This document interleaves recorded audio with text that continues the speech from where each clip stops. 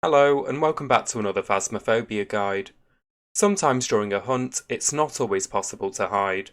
Sometimes the ghost is already right up your backside with no sign of leaving you alone and nowhere to hide in sight.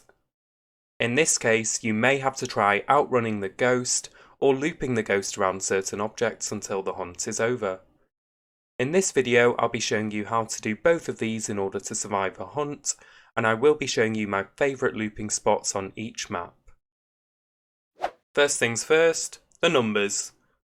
The player walking speed is equal to 1.2, the player run speed is equal to 1.6, and the default ghost speed is equal to 1.5. So as you can see, you can outrun the ghost when you are sprinting. You are slightly faster than the ghost. However, there is one big exception that you need to know about. This is when the ghost type is a revenant.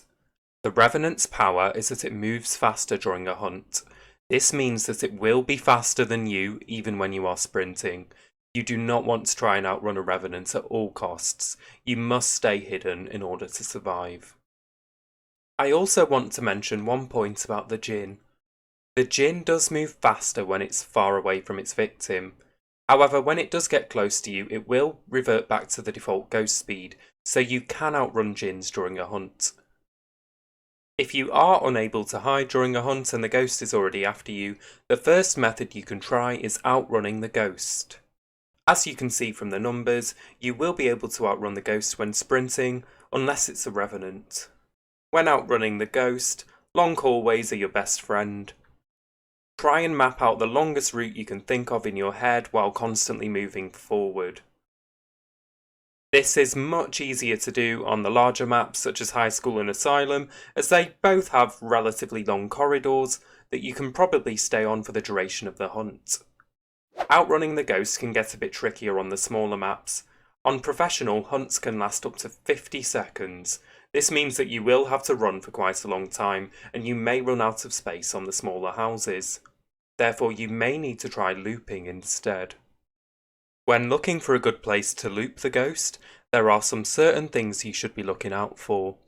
You should be looking for an object or furniture layout that has free space all the way around it in a 360-degree area. This will allow you to keep moving around the object in a big circle in order to keep moving and outrun the ghost. Preferably, you want this loop to be as large as possible. This gives you time to react should the ghost decide to double back and go in the opposite direction. Some of my favourite spots to loop are kitchen worktops, cars, or perhaps the dining table. As you can see, these all have free space all the way around them in order for you to keep moving in a big circle.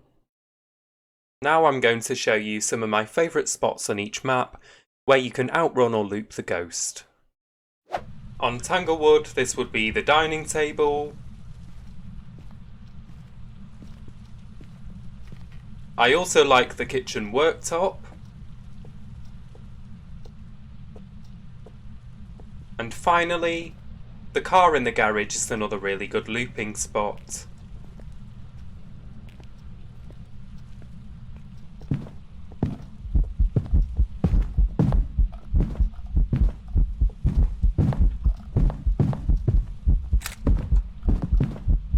On Ridgeview, you could try the kitchen worktop.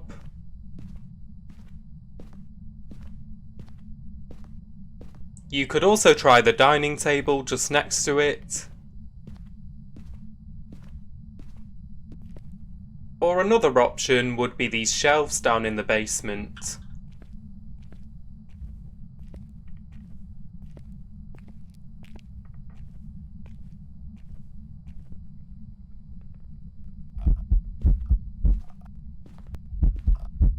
On Edgefield, there is only one spot I would loop, and this would be the sofa in the living room.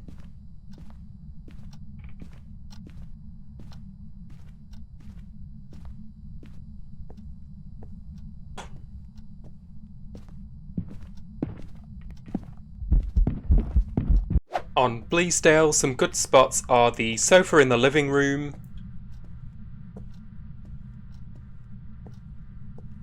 the kitchen worktop in the kitchen, or the dining table nearby. If you do find yourself upstairs on Bleasdale, you can also try the attic. You can run around this upper part here and loop back to the top of the staircase.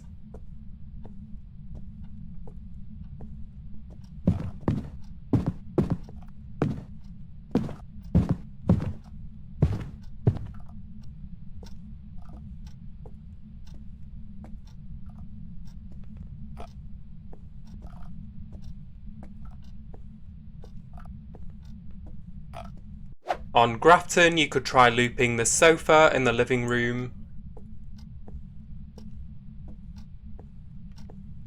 You could also loop the kitchen worktop.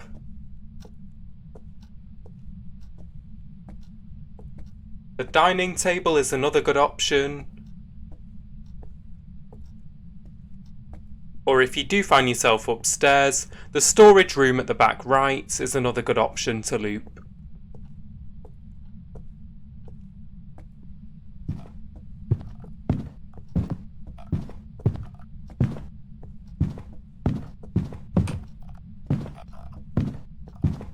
On high school, looping isn't really necessary. The hallways and corridors are so long that you can outrun the ghost quite easily. If a hunt begins, just move into the nearest corridor and start running. Just remember not to miss your turning. You have the whole of the upstairs and downstairs corridors to work with, and you can transition up or down the stairs during a hunt in order to extend the distance you have to outrun the ghost.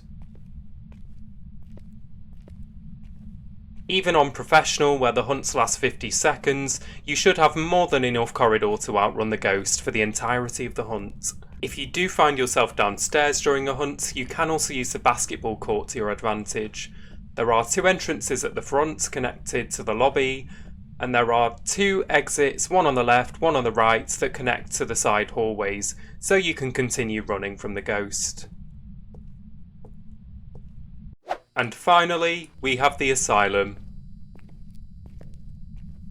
Just like on high school, I don't recommend looping on Asylum. I do recommend just simply outrunning the ghost.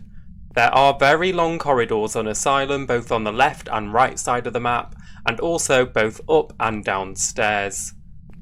The corridors are so long that even on professional, you should be able to outrun the ghost quite easily.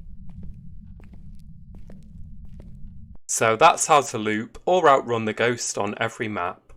Just one final reminder, this will not work if it's a Revenant only, as Revenants do move faster than you even when you are sprinting. Hide from a Revenant at all costs. I hope you found this video helpful and that you've learnt some new ways to survive during a hunt. If you did enjoy this video, don't forget to drop a like and subscribe for some more Phasmophobia content. In the meantime, as always, stay safe and happy hunting.